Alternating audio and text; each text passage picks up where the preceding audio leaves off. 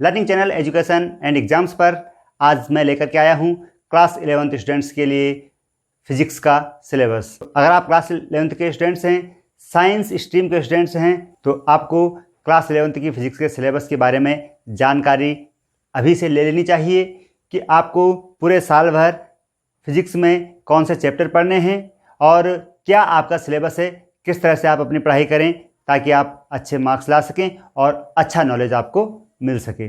तो अगर आप मैथ्स ग्रुप के हैं या आप बायोलॉजी ग्रुप के हैं, दोनों ग्रुप के स्टूडेंट्स को फिजिक्स के सब्जेक्ट को पढ़ना पड़ता है।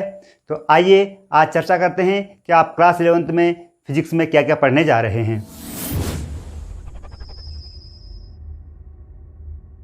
तो स्टूडेंट्स, लास्ट वीडियो में हमने मैथ्स के सिलेबस पर चर्चा की थी और मैथ्स के सिलेबस के कंपैरिजन में फिजिक्स के सिलेबस के लिए मैं कहूँगा कि ये थोड़ा विस्तृत है। इसमें आपको ज़्यादा मेहनत करनी है, ज़्यादा पढ़ाई करनी है, क्योंकि यहाँ पर फिजिक्स दो पार्ट्स में डिवाइड है, पार्ट फर्स्ट और पार्ट सेकंड।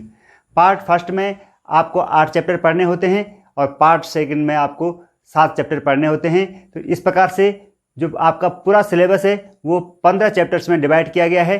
तो चैप्टर वाइज इनके बारे में पढ़ते हैं।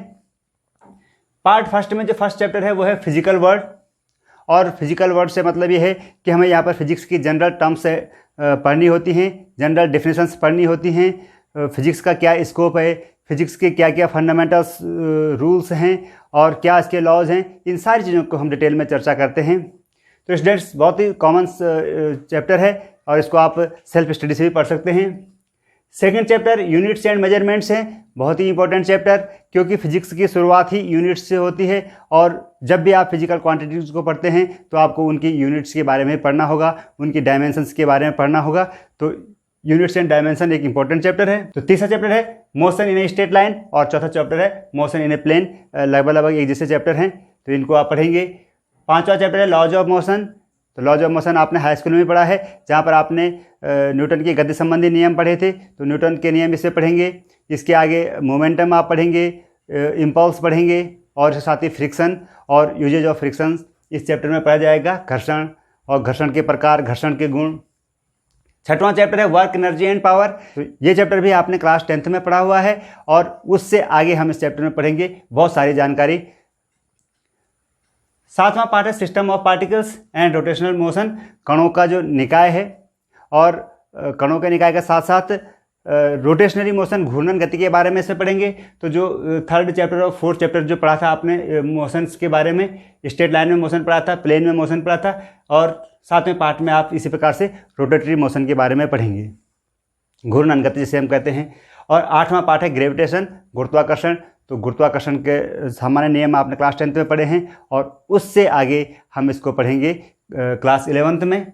तो इस प्रकार से स्टूडेंट्स, फिजिक्स के फर्स्ट पार्ट का ये डिस्ट्रीब्यूशन हो गया। इसमें 8 चैप्टर हैं और सेकंड पार्ट की अगर हम बात करें तो सेकंड पार्ट में 9 से लेकर के 15 तक के चैप्टर आपको पढ़ने होते हैं। 9वां, 10वां और 11वां चैप्टर एक ही यूनिट से रिलेटेड हैं और ये यूनिट है प्रॉपर्टीज ऑफ बल्क मैटर्स, पदार्थों के गुणों पर ये यूनिट है। और इसमें हमें पढ़ने हैं पहले चैप्टर में मैकेनिकल प्रॉपर्टीज ऑफ सॉलिड्स, दूसरे चैप्टर में मैकेनिकल प्रॉपर्टीज ऑफ फ्लूइड्स और तीसरे चैप्टर में पढ़नी है हमने थर्मल प्रॉपर्टी ऑफ मैटर्स, यानी सॉलिड और फ्लूइड्स दोनों की थर्मल प्रॉपर्टी पढ़नी है। तो ठोसों में क्या यांत्रिक गुण होते हैं, उनके गुणों का अध्ययन करेंगे और ठोसों के अलावा द्रव और गैसों में हम यांत्रिक गुणों को पढ़ेंगे चैप्टर 10 में, और इसी प्रकार से ठोस, द्रव और गैस में हम उसमें गुण हैं उनको हम पढ़ेंगे चैप्टर 11th में। चैप्टर नंबर 12 बहुत ही इंपॉर्टेंट चैप्टर है, थर्मोडायनेमिक्स, ऊष्मागतिकी, और क्लास 11th में आपको इसका इंट्रोडक्शन दिया जाता है। हायर स्टडी में आपको इसको बड़ी डीपली पढ़ना है और इंजीनियरिंग ब्रांच में हो या आप ग्रेजुएशन लेवल पर जब आप जाएंगे, बीएससी करेंगे, तो थर्मोडायनेमिक्स भी आपको बहुत ज़रूरी होती है पढ़नी, तो इसलिए आप इसका बेस यहीं से समझ लेंगे। 13वां चैप्टर है काइनेटिक थ्योरी, अणुगति सिद्धांत। अणुगति सिद्धांत फिर से एक और इंटरेस्टिंग चैप्टर है, तो क्लास 12th की स्टडी के लिए इसको यहीं से आपको समझना है। 14वां और 15वां पार्ट है ऑस्किलेशंस एंड वेव्स से, दोलन गति और तरंग गति पर आधारित। तो ये भी एक इंटरेस्टिंग पार्ट होने जा रहा है आपके लिए।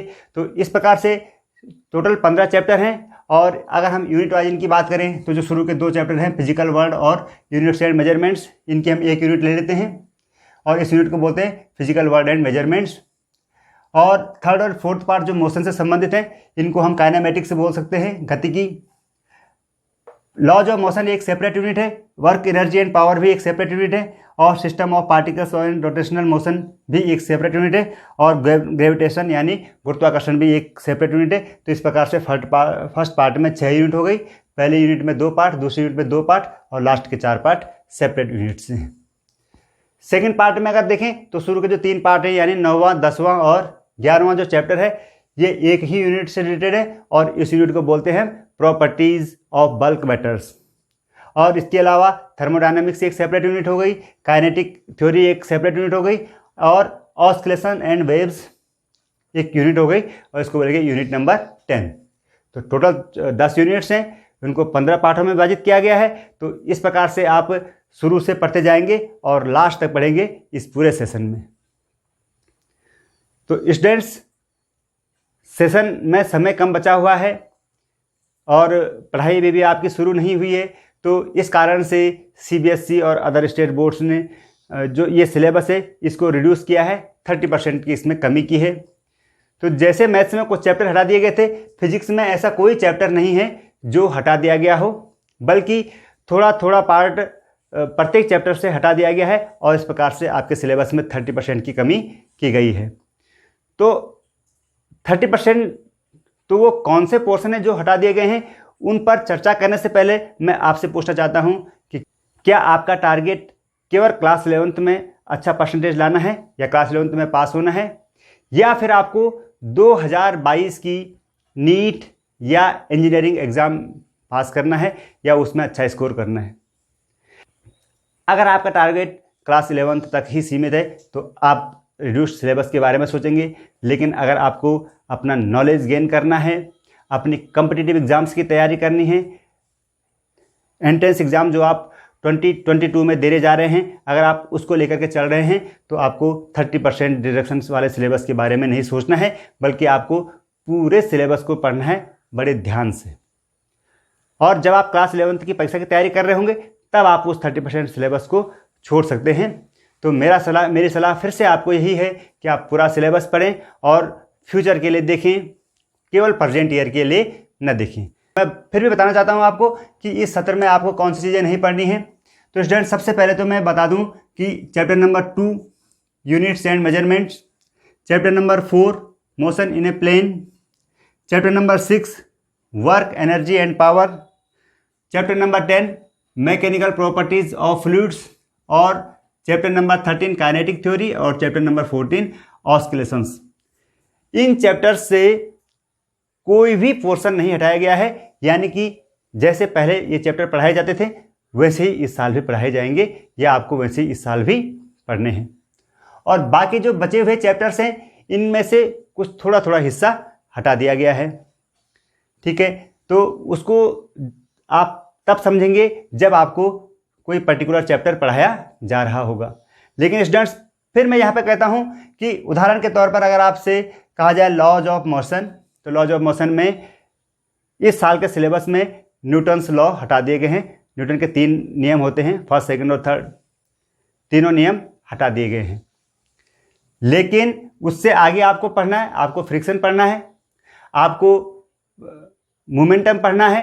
तो कैसे आप समझेंगे जब आपको न्यूटन का फर्स्ट लॉ या न्यूटन का थर्ड लॉ एक्शन रिएक्शन के बारे में आपको नहीं पता है तो आप फ्रिक्शन नहीं पढ़ सकते। अगर आपको न्यूटन के सेकंड लॉ के बारे में जानकारी नहीं है तो आप मोमेंटम नहीं पढ़ सकते। तो वो चीज़ें हटाई गई हैं कि जिनसे परीक्षा में तो नहीं पूछा जाएगा, लेकिन जिनका कंसेप्ट आपके समझ में आना ही चाहिए, तभी आप आगे की चीज़ों को पढ़ सकते हैं।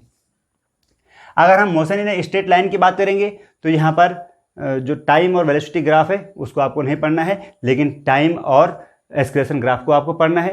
तो जब तक आप वेलोसिटी को नहीं पढ़ेंगे तब तक आप एक्सेलरेशन नहीं पढ़ सकते। तो इसका मतलब सिंबॉलिक रूप से हटाया गया है, एक्चुअल में आपको वो पढ़ना ही पड़ेगा। और इसी प्रकार से बहुत सारी चीज़ें ऐसी हैं कि जो एग्ज़ाम के लिए तो आपकी हटाई गई हैं, लेकिन कंसेप्ट के लिए आपको उनको पढ़ना ही है।